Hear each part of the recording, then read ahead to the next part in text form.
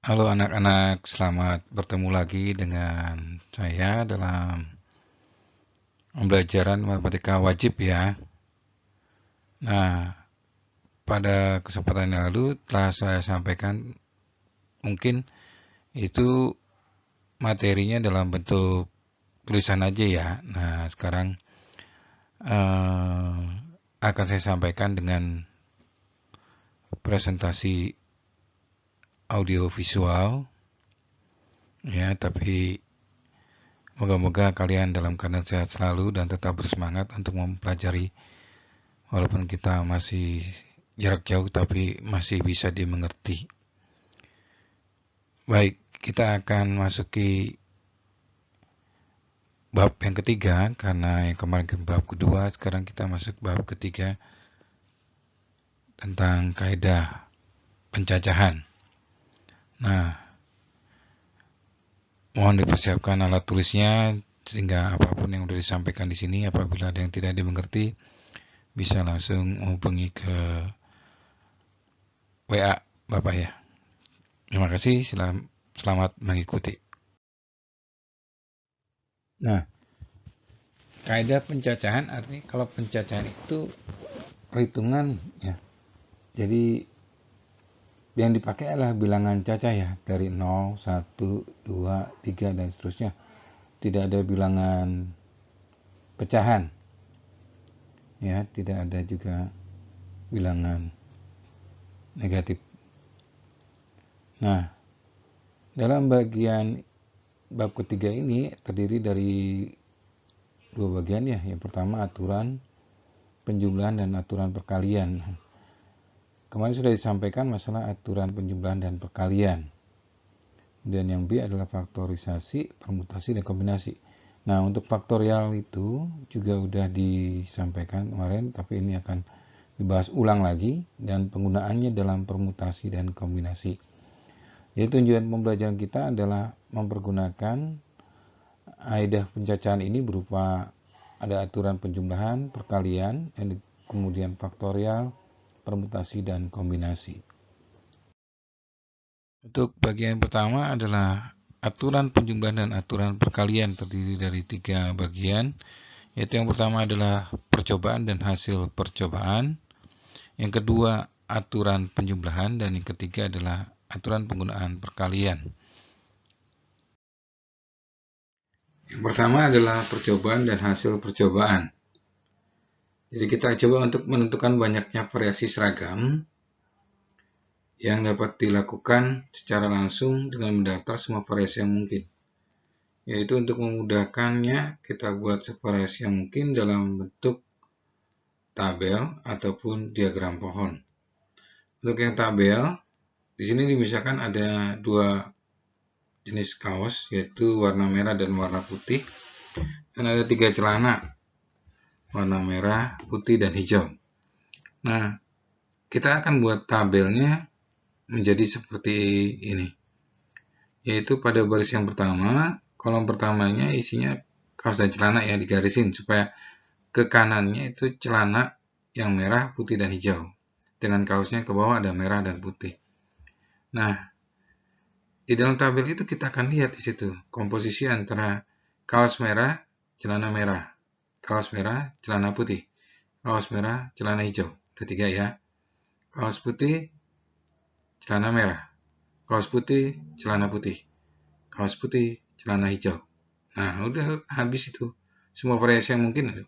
Makanya kalau ditanya berapa macam cara dari yang dibuat dari 3 kaos merah, dari 2 kaos yaitu merah dan putih dengan 3 celana merah, putih, dan hijau. Jawabannya berapa? Tinggal 2 kali 3. Jadi ada 6 ya.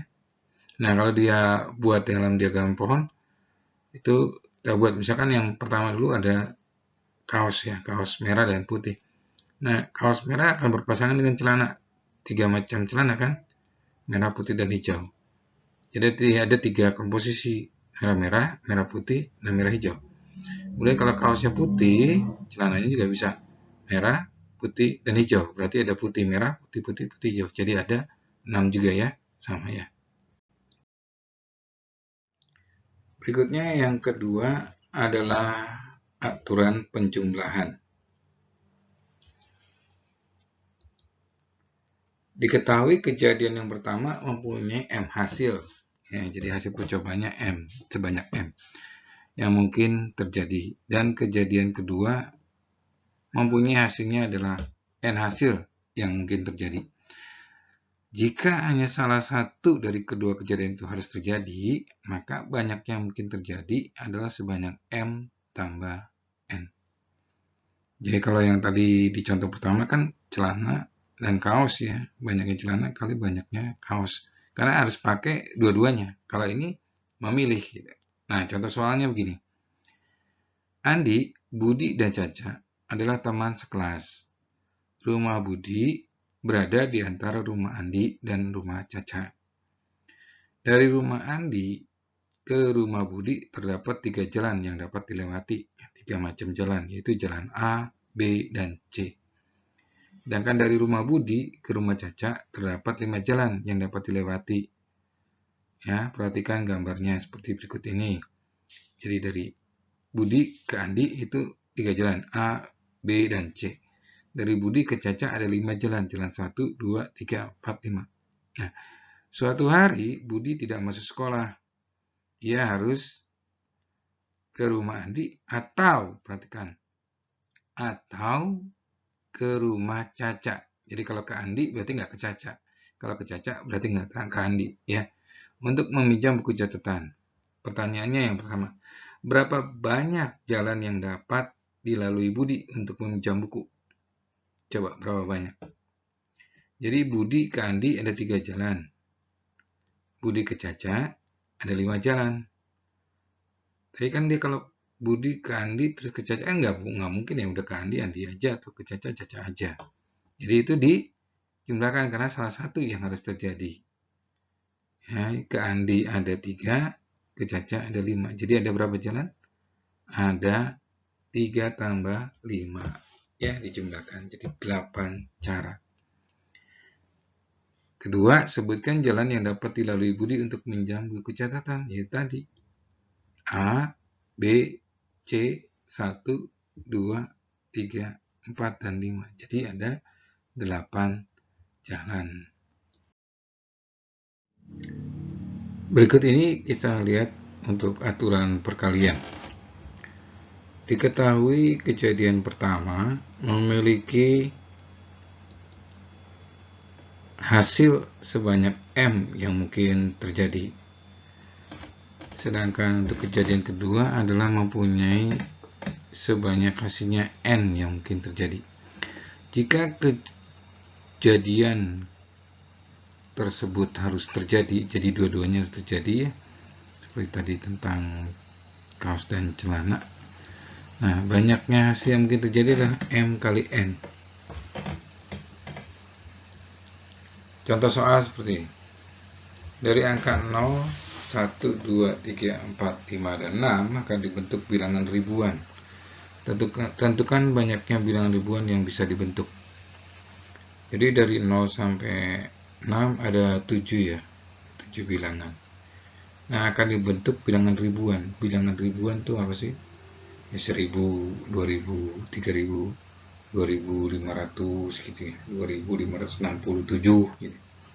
Ada berapa angka yang dibutuhkan? Ada 4 angka ya. Nah, tapi karena bilangan ribuan, nggak boleh nolnya ikut untuk ditaruh di bagian ribuan. Kalau ribuannya 0 berarti bukan ribuan namanya, ratusan ya. Sekarang 0100 yaitu berarti 100 gitu. 0 depannya nggak dihitung, makanya 0 tidak boleh dipakai di angka ribuan untuk menentukan banyaknya bilangan ribuan. Kita lihat jawabannya. Yang pertama adalah angka yang dapat menempati angka tempat ribuan adalah ada 6, yaitu 1 sampai 6. Jadi 0-nya nggak ikut. Jadi ada 6 cara untuk ribuan. Sedangkan angka untuk ratusan, puluhan, dan satuan ada 7. Jadi untuk ratusan tuh ada 7 macam cara, yaitu dari 0 sampai 6 kan. Kemudian puluhan juga 7 cara. Dan satuannya juga 7 cara. Ya, lihat di tabel seperti itu. Untuk ribuan hanya 6 cara, untuk ratusan 7 cara, untuk puluhan 7 cara, untuk 1 7 cara. Nah, karena ini bilangan ribuan, berarti semuanya harus dipakai kan, ribuan, ratusan, puluhan, dan satuan. Maka untuk ribuan ada 6 cara, dikalikan dengan ratusan 7 cara, puluhan 7 cara, satuan 7 cara. Jadi semuanya ada 2058 cara yang bisa dibentuk untuk membentuk bilangan ribuan. Berikut ini tentang faktorial, permutasi, dan kombinasi. Jadi faktorial itu suatu notasi yang menggunakan tanda seru ya. Dan bagaimana penggunaannya di permutasi dan bagaimana juga penggunaannya dalam kombinasi, sehingga kita bisa melihat perbedaan antara permutasi dan kombinasi. Faktorial. Jika n merupakan bilangan asli, maka faktorial dari bilangan n didefinisikan sebagai berikut. Jadi n faktorial ya, lambangnya adalah tanda seru. Jadi n tanda seru itu disebut sebagai n faktorial. Itu sama dengan n kali n kurang 1 kali n kurang 2 kali n kurang 3 sampai kali 3 kali 2 kali 1. Pokoknya kalau n-nya 3 faktorial itu berarti 3 kali 2 kali 1. Kalau 4 faktorial berarti 4 kali 3 kali 2 kali 1. Kalau 1 faktorial ya 1. Kalau 2 faktorial 2 kali 1 2. Kalau 3 faktorial 3 kali 2 kali 1 6. Kalau 4 faktorial 4 kali 3 kali 2 kali 1 24. Nah, pendefinisian faktorial di atas hanya berlaku kalau n-nya bilangan asli. Nah, kalau n-nya 0 berarti kan bilangan cacah. Nah, 0 sendiri kalau difaktorialkan sama dengan 1. Contoh nih, kan tadi sudah disebutkan yang pertama 4 faktorial berarti 4 kali 3 kali 2 kali 1 sama dengan 24. Nah, kalau operasionalnya pembagian 8 faktorial dibagi 5 faktorial berarti 8 kali 7 kali 6 kali 5 kali 4 kali 3 kali 2 kali 1 dibagi 5 kali 4 kali 3 kali 2 kali 1. Nah, coret aja yang 5 sama 5, 4 sama 4, 3 sama 3, 2 sama 2, 1 sama 1. Jadi tersisa tinggal 8 kali 7 kali 6. Nilainya sama dengan 336.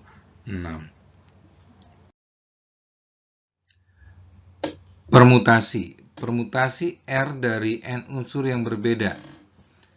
Jadi di sini nilai R maksimal sama dengan n. Jadi boleh kurang tapi tidak boleh lebih. Adalah banyak susunan yang berbeda dari n unsur yang diambil dari n unsur yang berbeda dengan memperhatikan urutannya. Jadi permutasi itu memperhatikan urutannya. Nah, namanya permutasi R unsur dari n unsur, ya, sekali lagi R-nya tidak boleh lebih dari n. Notasinya sebagai berikut. Bisa ditulis dengan n PR atau P kurung buka n kurang R kurung tutup, atau P n-nya di atas, R-nya di bawah, atau P dengan dua-duanya di bawah n, R. Ya, rumusannya, notasinya seperti itu. Rumusannya ini adalah bahwa NPR atau permutasi R dari N adalah N faktorial dibagi N kurang R faktorial. Dengan N dan R adalah bilangan bulat. Jika R sama dengan N, maka dalam permutasi itu NPN jadinya ya. Nah, itu nilainya sama dengan N faktorial. Contoh, dari 25 siswa dalam suatu kelas akan dipilih pengurus yang terdiri dari seorang ketua, seorang bendahara, dan seorang sekretaris. Jabatannya tidak boleh rangkap ya, jadi ketua ya ketua saja, sekretaris tidak boleh jadi ketua gitu, dan bendahara juga. Jadi orang yang berbeda. Bagaimana itu bisa dibentuk? Selain permutasi tadi, ada beberapa permutasi khusus sebagai berikut. Yang pertama adalah permutasi dengan beberapa unsur yang sama. Jadi dalam suatu N unsur terdapat K1. Ya, K1 itu adalah jenis yang sama gitu ya. Dan K2 juga jenis yang sama. Jadi K3 juga jenis yang sama. Dan beberapa jenis itu jadi ada jenis yang sama, itu ada K1 tambah K2 tambah K3 dan seterusnya sampai ke R ya kayaknya. Itu jumlahnya harus kurang dari N. Nah, rumusnya seperti ini, permutasi untuk yang berulang. Jadi karena semuanya ada N unsur dipakai, jadi NPN ya, dimana NPN itu sama dengan N faktorial. Dibagi dengan bawahnya adalah dari K1, permutasi K1, K2, PK2, dan terusnya sampai KR, PKR. Nah, nilainya kan karena NPN itu sama N faktorial, berarti K1 PK1 sama dengan K1 faktorial ya. Nah, juga dengan kalikan dengan K2 faktorial terus sampai ke KR. Nah, itu dibaginya seperti itu. Jadi ya berapa banyak yang sama gitu. Nah, dimana N dan R-nya itu bilangan asli. Contoh soalnya itu adalah suruh menghitung berapa banyak susunan yang bisa dibentuk dari kata sosialisasi. Nah, S-nya ada berapa, I-nya ada berapa, A-nya ada berapa. Nah, itu dah. Misalkan S-nya ada berapa, itu ada 4, berarti K1-nya ada 4. Kemudian I-nya ada 3 ya. Nah, berarti itu merupakan K2 begitu. Sedangkan kalau O-nya 1 ya kalikan 1 gitu. Nah, berapa banyaknya itu dikalikan dengan sosialisasi itu ada berapa huruf. Nah, itu adalah N-nya. Oke, silakan dicoba sendiri dulu ya. Berikutnya adalah permutasi siklis. Jadi, permutasi siklis adalah susunan terurut unsur-unsur yang membentuk suatu lingkaran atau kurva tertutup. Misalkan dari permutasi siklis itu ada 3 unsur, yaitu A, B, C. Kemudian akan dibuat susunan yang melingkar. Ya. Sini urutannya misalkan kita lihat A, C, B. Kita bacanya dari arah jam 12 ke arah jam 3 ya. A, C, B. Itu walaupun nilainya bentuknya ditukar, tapi kalau urutannya sama ya sama aja. Misalkan B-nya duluan, terus berputar ke arah kanan bawah ya, A, C. Kan sama juga dengan A, C, B. Ya, B, A, C. Atau C-nya yang di atas, habis C, terus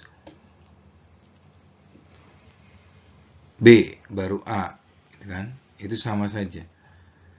Nah, di sini terus kemudian kalau dibalik habis A terus B baru C, itu sama juga dengan habis B terus C terus A, atau habis C terus A terus B, itu sama. Itu berarti di sini ada 2 permutasi siklis ya. Nah, secara umum permutasi siklis dirumuskan dengan P sama dengan N kurang 1 faktorial, di mana N-nya adalah bilangan asli. Jadi kalau tadi ada A, B, C, ada 3 unsur ya. Nah, berarti permutasi siklisnya ada 3 kurang 1 faktorial atau 2 faktorial. Nah, 2 faktorial sama dengan 2. Jadi hanya aja 2. Ya, gitu. Walaupun di situ kalau kita lihat di tabel permutasinya ada 6 permutasi gitu, tapi kan itu kalau susunannya diperhatikan. Tapi kalau melingkar ya hanya aja terjadi 2 permutasi siklis. Kemudian kita lihat soalnya. Contoh soal yaitu gambar di samping menunjukkan denah meja dan kursi yang digunakan untuk rapat. Rapat tersebut akan diikuti oleh 8 orang. Tentukan banyak cara ke-8 orang dapat menempati kursi dengan posisi yang berbeda.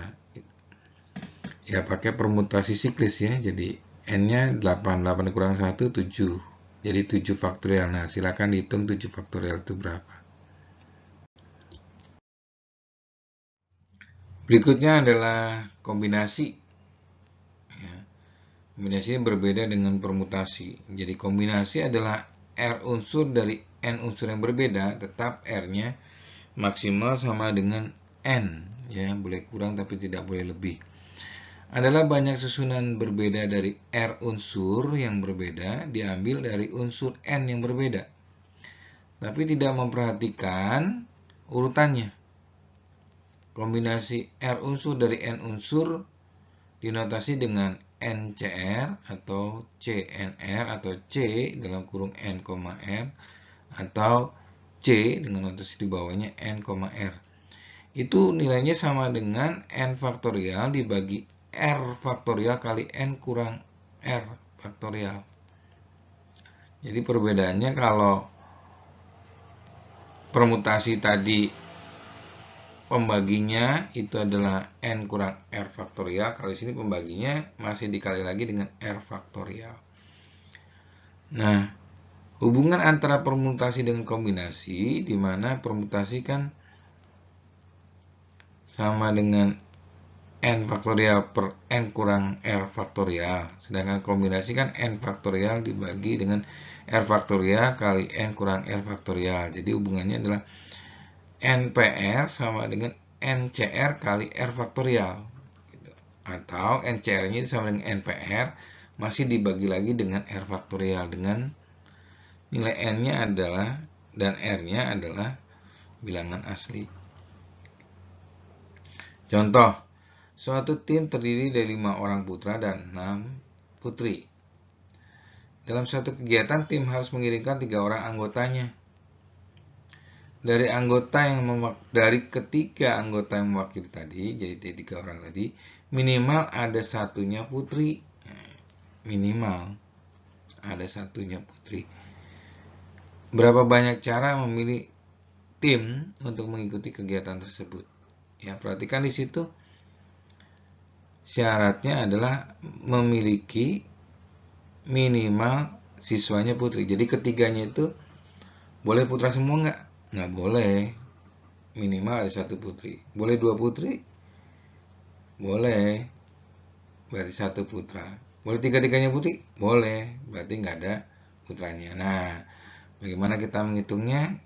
Kita akan lihat lagi di pertemuan berikutnya ya. Untuk sementara ini kalian bisa pikir-pikir contoh soal tadi, dicoba-coba ya, nggak ada salahnya juga lihat referensi lain, mungkin ada di buku atau di internet, Anda coba. Nah, untuk minggu depan akan latihan soal dan minggu depannya lagi kemungkinan besar kita akan PH untuk kaidah pencacahan ini. Oke, terima kasih dari saya, sampai jumpa lagi di minggu depan. Tuhan memberkati.